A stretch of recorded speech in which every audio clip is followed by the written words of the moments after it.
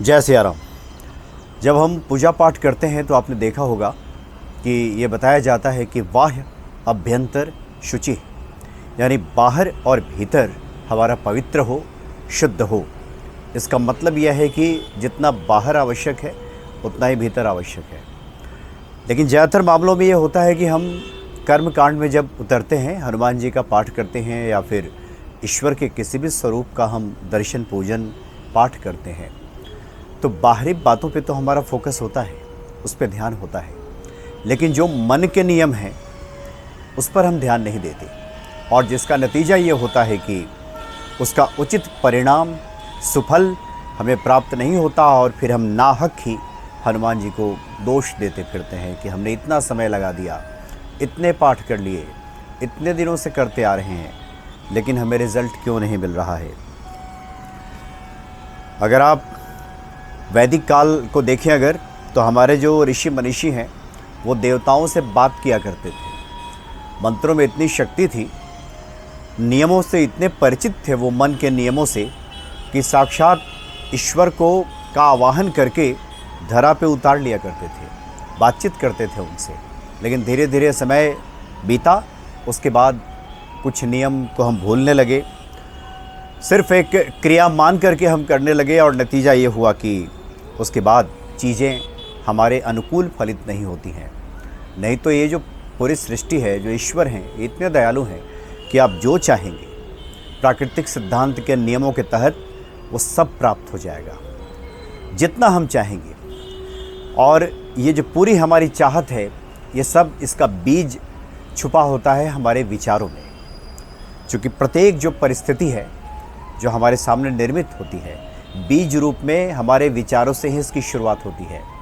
इसलिए ग्रामीण क्षेत्र में जो बड़े बुजुर्ग हैं वो कहा करते थे कि विचारों में कंजूसी नहीं करनी चाहिए, वैचारिक दरिद्रता नहीं आनी चाहिए। अभी हमारे पास क्या है क्या नहीं है ये अलग विषय है, ये अलग मुद्दा है, लेकिन वैचारिक रूप से हमें समृद्ध रहना चाहिए। विचार हमारे जितना उन्नत होंगे, समृद्ध होंगे, वो बाद में जाकर के वही हमारे अनुभव बनेंगे। आज के जो हमें अनुभव प्राप्त होते हैं हमारे जीवन में, ये सब कभी न कभी हमारे विचार रहे हैं जो आज आकर के फलित हुए हैं। तो मन के अपने कुछ नियम हैं। एक प्रश्न है, इसी प्रश्न से पूरी बातचीत की हम शुरुआत करते हैं। हनुमान भक्ति पे हनुमान जी से संबंधित जो वीडियोज़ अपलोड किए जाते हैं, उसमें ज़्यादातर इस बात की चर्चा होती है कि हम कैसे पूजा पाठ करें, क्या उपाय करें, कर्मकांड के क्या नियम हैं। ज़्यादातर इस पे फोकस रहता है, और इससे भी बड़ी संख्या में लोगों को फलाफल की प्राप्ति हुई है। लेकिन कुछ लोग जो मन के नियमों में चूक करते हैं, जो सैद्धांतिक गलतियां कुछ करते हैं, तो उनको सफलता नहीं मिलती। एक प्रश्न है कविता यादव जी का। इन्होंने लिखा है कि मैं डेली हनुमान चालीसा का पाठ करती हूँ, शाम को दिया जलाती हूँ, मेरी परेशानी ख़त्म होने का नाम नहीं ले रही, ना तबीयत ठीक हो रही है और ना शादी कहीं लग रही है। कुछ तो रिप्लाई कीजिए। जय श्री राम। उन्होंने मेरे बारे में लिखा है, कुछ तो रिप्लाई कीजिए इसका। सुबह हनुमान चालीसा डेली करती हैं, शाम को हनुमान जी के सामने दिया भी जलाती है, न तबीयत ठीक हो रही है, न शादी कहीं हो रही है। इसका मतलब यह है कि उम्र भी कुछ ज़्यादा नहीं है, 25, 26, 27, 30 यही होगा, अधिक से अधिक, इससे ज़्यादा नहीं। फिर भी तबीयत ख़राब है, शादी में नहीं हो पा रही है। तो हमने इनको लिखा कि देखिए, इसका उत्तर तो एक लाइन में, इसका रिप्लाई क्या होगा। एक लाइन में तो रिप्लाई यही है कि विश्वास रखिए। ज़्यादातर तो रिप्लाई यही सुनने को मिलता है। आप कहीं भी चले जाइए, मंदिरों में पंडित पुजारी साधु महात्मा से पूछिए तो यही कहेंगे विश्वास रखिए। एक लाइन का उत्तर तो यही कि विश्वास रखिए। चूँकि विश्वास के अपने कुछ नियम हैं, लेकिन व्यक्ति विश्वास सुनता तो है, लेकिन विश्वास के उन नियमों से परिचित नहीं होता। अब आपको ये कहा जाए कि आप सुबह हनुमान चालीसा करती हैं, शाम को दिया जलाती हैं, तो ये ऐसा कीजिए कि दोपहर में भी एक बार कर लिया कीजिएगा हनुमान चालीसा। फिर ऐसा कीजिए कि रात्रि में भी एक बार कर लीजिएगा। फिर 40 दिन का आप अनुष्ठान कर लीजिए। इससे भी सब प्राप्त होता है, लेकिन ये आपके लिए समुचित उत्तर नहीं होगा, क्योंकि आपकी समस्या कुछ और है। आपकी जो समस्या है वो मन से जुड़ी हुई है। मन के नियमों को नहीं समझ पा रही हैं, इसलिए आपके साथ इस तरह की दिक्कत हो रही है। नहीं तो हनुमान जी ये तो इतने दयालु हैं कि कोई अगर सुबह एक हनुमान चालीसा का पाठ करे और अपने कार्यों का सही तरीके से निष्पादन करे, तो उसको वो सब मिल जाएगा जो उसके लिए आवश्यक है। बल्कि उसने जो जो चाहा है, जितना चाहा है, वो सब मिल जाएगा। तो मन के जो नियम हैं उसको समझना इसके लिए बहुत आवश्यक है, क्योंकि बाह्य क्रियाओं से यहाँ बात नहीं बनने वाली। बाह्य क्रियाएं तो आपने कर ली, लेकिन अब हनुमान जी से तारतम्य कैसे जुड़ेगा, उसके लिए आज की शब्दावली में पहले इसको समझें। मनोवैज्ञानिक कहते हैं कि हमारा जो मन है, जिसको हम लोग कहते हैं मन क्रम वचन ध्यान जो लावे, तो मन को मनोवैज्ञानिकों ने 3 हिस्से में बांटा है। मन एक ही है, लेकिन उसका 3 पार्ट कर दिया है, 3 हिस्सा बना दिया है। सबसे पहला वाला जो मन है, जिसमें हम लोग तर्क वितर्क करते हैं, सवाल जवाब जो पूरा चलता है, ये ठीक नहीं, वो ठीक नहीं, ये कैसे हो सकता है, ऐसे कैसे होगा, हनुमान जी ने उनका तो कर दिया, पता नहीं हमारा करेंगे कि नहीं करेंगे, ये सब जो पहला जो मन है उसको नाम दिया गया, इसको कहा गया चेतन मन, जो हमारी चेतना में अभी रहती है, सब जो हम लोग बातचीत करते हैं। इसके अलग हिस्से को बता दिया गया अवचेतन, क्योंकि चेतन जो पहला मन है बहुत तर्क वितर्क करता है। सुबह भी हमने पूजा किया, शाम में भी किया, उसको तो मिल गया, पता नहीं वो आदमी सही कह रहा है कि नहीं सही कह रहा है। ये तो हनुमान भक्ति में बताते हैं सब, पता नहीं वीडियो बनाने के लिए बताते हैं कि सही भी है, कुछ लोग लिखते हैं इस तरह की बातें, तो वो ये भूल जाते हैं कि हम कुछ नई बातें नहीं कह रहे हैं, वो सब पुरानी बातें हैं, माध्यम नया है, सब बातें पुरानी हैं। तो ये जो तर्क वितर्क दुनिया भर की बातें आती हैं, हमारे पहले वाले मन में आती हैं, और यही सबसे फसाद की जड़ यही है। अब आपको कहा जाए कि हनुमान जी पे विश्वास कीजिए, आपको सब मिल जाएगा, सुबह हनुमान चालीसा, 3 हनुमान चालीसा कीजिए, बता दिया गया। अब सुन लिया आपने, अब सुनने के बाद जो ये पहला वाला मन है, ये खूब तर्क वितर्क उठा पटक खूब करता है। अभी भगवान शनि महाराज को लेके एक वीडियो हनुमान भक्ति पे अपलोड किया गया, उसमें एक लड़की आई थी, तैयारी करती थी, वो SDM बनी, तो उसने भगवान शनि से प्रार्थना की, बनी, उसके कर्म अपनी जगह है, लेकिन अब बहुत से लोग इसमें भी लिख सकते हैं कि कर्म से बनता है कि कोई पूजा करेगा तो बनेगा। तो जिसको जिस संदर्भ में समझना चाहिए, उसी संदर्भ में समझने की आवश्यकता है। पूजा का क्या रोल है, कर्म का क्या रोल है, खिचड़ी पकाने की आवश्यकता नहीं है। जो लोग असफल लोग हैं, जैसे इन्होंने कविता जी ने लिखा है, ये असफल हैं, अब इनको कर्म का पाठ पढ़ाने से भी कुछ नहीं होने वाला है। कर्म का पाठ पढ़ाते रहिए, बातें नहीं बनेगी। मूल जहाँ पे गड़बड़ी हो रही है, इनके पूरे प्रश्न को, या इस तरह के बहुत सारे प्रश्न आते हैं कि वही स्थिति को नहीं समझने की वजह से। तो जो पहला मन हमारा है, वही दुनिया भर के तर्क वितर्क इधर उधर की बातों में लगता है, विश्वास करने से रोकता है। जिन चीज़ों को हमने देखा नहीं है हनुमान जी को, उनके बारे में कहा जा रहा है कि आप विश्वास कर लीजिए। जिसके सत्य से हम परिचित ना हो, जिसके बारे में हम न जानते हों, उसके बाद भी उसको हम सच मान लें, यही विश्वास है। और ये जो चेतन मन है, इसमें बाधा पहुंचाता है, तर्क वितर्क करता है। जिस दिन ये तर्क वितर्क करना बंद कर देगा, ये मान लेगा कि इससे होता है, उसके बाद निश्चित तौर पे देखिएगा कि आपका जो उसके बाद वाला मन है अवचेतन, उसमें जाकर के फिट हो जाता है, वहीं जाकर के बैठ जाता है। जिसको हम लोग कहते हैं कि ईश्वर का जो घर है वो हमारा हृदय भी है। कबीरदास जी कहते हैं कि ना मैं मथुरा ना मैं काशी, ना काबा कैलाश में, मुझको कहाँ ढूंढे रे बंदे, मैं तो तेरे पास में। वही जो अंदर जो बैठा है अवचेतन मन, वही ईश्वर का स्थान है, वही है।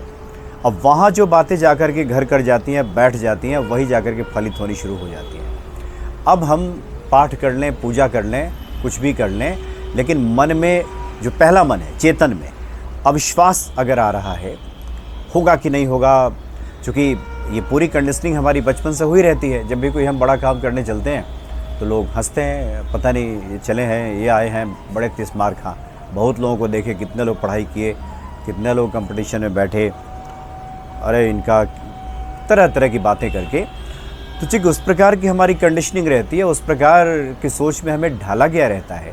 तो जैसा ही कुछ अच्छी चीज़ों के लिए हम हनुमान चालीसा का पाठ करते हैं, तो फिर उस समय लोग कहते हैं बड़े आए पुजारी, आजकल बड़े मंदिर जा रहे हैं, देखते हैं कितने दिन तक, अरे इससे क्या होगा, मंदिर जाके होता तो इतने लाखों लोग तो मंदिर जा रहे हैं, सबका हो जाता है क्या, तरह तरह की बातें।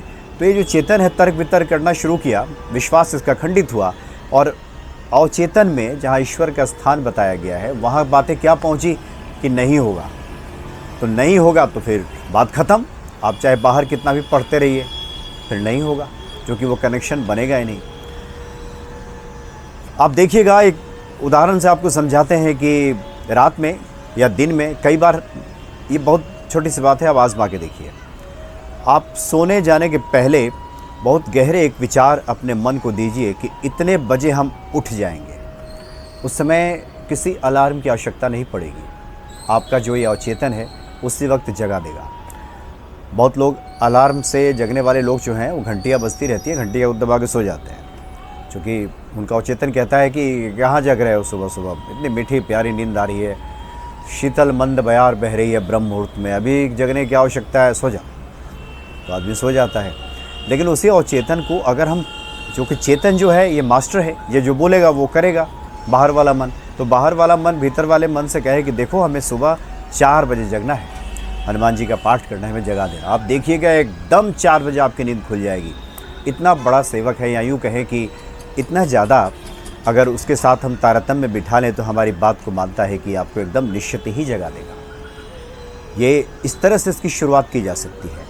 इसलिए कविता जी आपने जो लिखा है कि शादी भी नहीं हो रही है, तो पहले मन को ये समझाएं कि हम पाठ कर रहे हैं, हनुमान जी एक अवसर ज़रूर बना देंगे हमारे लिए, ज़रूर बना देंगे, एकदम 100% बना देंगे। इसमें मन में किसी प्रकार की चिंता फिक्र मत लाइए, एकदम बना देंगे।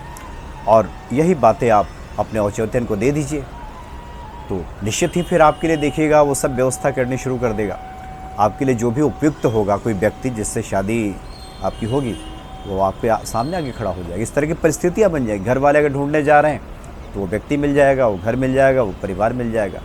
यही नौकरी के साथ भी होता है। जहाँ कहीं हम आवेदन देते हैं वहाँ से फिर बुलावा आ जाता है, फिर हम वहाँ अगर जाते हैं एग्ज़ाम्स देने के लिए, वहाँ पे परीक्षा देने के लिए, तो फिर हम सफल हो जाते हैं, फिर पास हो जाते हैं। क्योंकि यही जो अवचेतन है हमारे इस पूरे शरीर का निर्माता है, सब कुछ इसी ने बनाया है।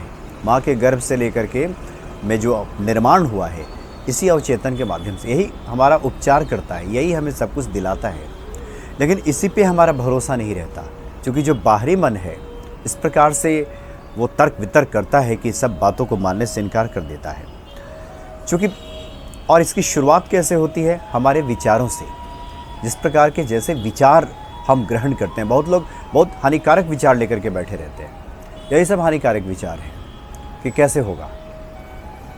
अब आपके मन में अगर ये बात बैठ गई है कि नहीं होगा, तो बाहर से आप किसी से आशीर्वाद ले लीजिए, कुछ भी कर लीजिए, ताबीज़ बंधवा लीजिए, बिल्कुल बात नहीं बनने वाली है। आपके मन में ही जब गहरा विश्वास इस बात का हो जाएगा कि ये संभव है, ये हो जाएगा, तो निश्चित ही हो जाएगा। ये जो बाहरी ताबीज़ है, ये बाहरी जितने उपकरण हैं, अंगूठियाँ, ताबीज़, माला, ये सब उसी विश्वास को पुख्ता करने के लिए, मजबूत करने के लिए होता है। वो विश्वास जब मजबूत हो जाता है तो फिर बाहरी चीज़ों की आवश्यकता भी नहीं रह जाती। हम तो इधर ऋषिकेश के तरफ गए, बहुत से संतों ने कहा भी कि वो लोग तो ना माचिस रखते हैं, ना दिया जलाते हैं, ना अगरबत्ती दिखाते हैं।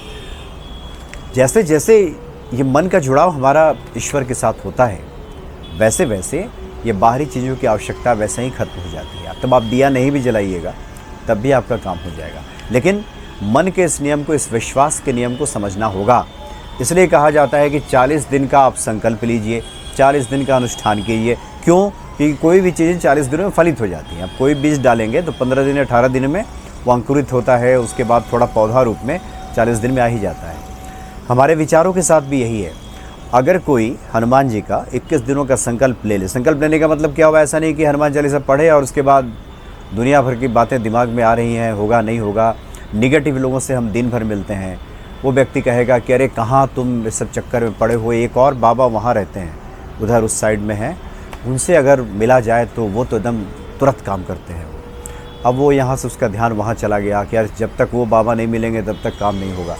तो इस तरह के विचार जब मन में आते हैं तब उसके बाद फिर मुश्किल स्थिति आती है। इसलिए नकारात्मक विचारों को पालना बंद कर दें।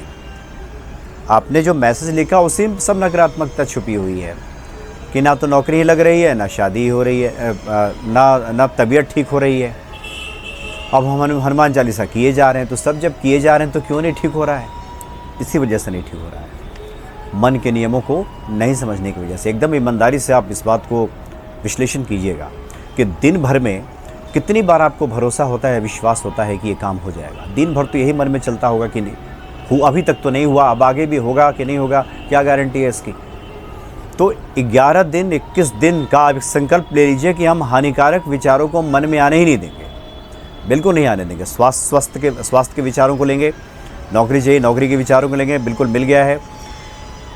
उसके बाद हम शादी को लेकर के जो परेशान है इसको लेकर के माने कि बिल्कुल जब हनुमान जी के हम शरण में हैं वो सब उन्होंने कर दिया है, कृतज्ञता के भाव से भर जाएं। तो जो भी आप पाठ करेंगे तो वो आपको फलित हो जाएगा। इसलिए जीवन का जो नियम है, विश्वास का नियम है। उन चीज़ों में आप कभी भी विश्वास ना करें जो आपको हानि पहुंचाती हैं। जो भी विचार आपको हानि पहुंचा रही हैं, हानिकारक लोगों से दूर रहें, हानिकारक विचारों से दूर रहें, उन चीज़ों से दूर रहें जो आपके विश्वास को खंडित करती हैं। उसके बाद देखिए हनुमान चालीसा कीजिए, 11 दिनों में काम हो जाएगा। एकदम 21 दिनों के भीतर कहीं ना कहीं से कोई रिश्ता आपके पास आ जाएगा। स्वास्थ्य तो बस चुटकी में ठीक हो जाएगा। ये कोई बहुत बड़ी मुश्किल स्थिति नहीं है, लेकिन मन से बीमार हैं आप, विश्वास को समझ नहीं रहे, विश्वास के नियमों को, इसलिए सब दिक्कत हो रही है।